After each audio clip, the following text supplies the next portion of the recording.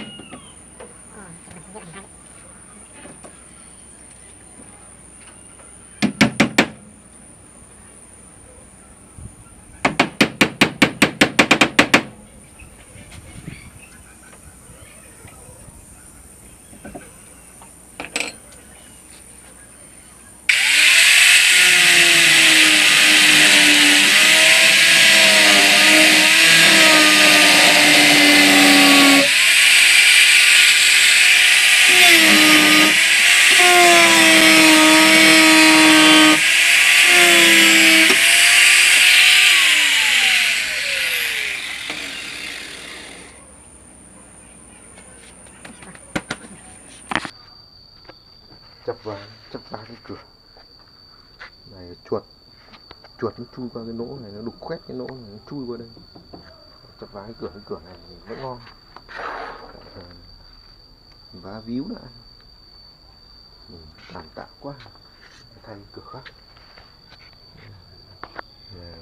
Chắp vá xong rồi lắp dựng lên.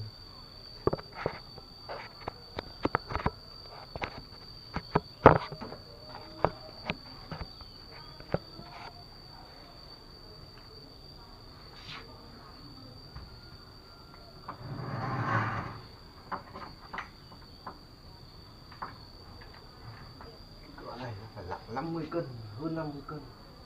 Cái cửa gỗ.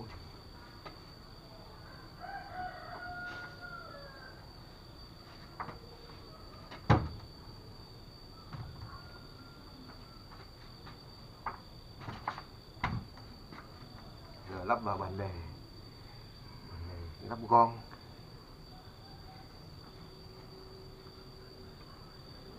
Toát mồ hôi.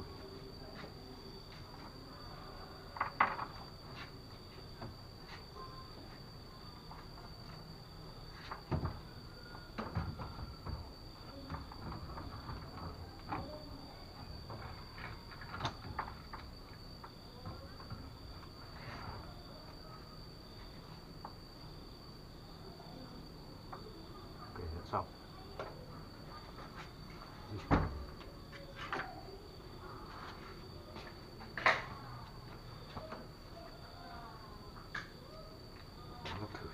Đóng thử xem là có được. Chỗ chuột chui qua chỗ này.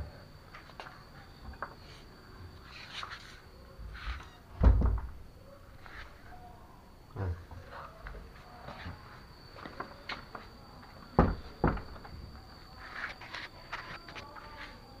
Ok, đã xong. Giờ dọn cái đống này.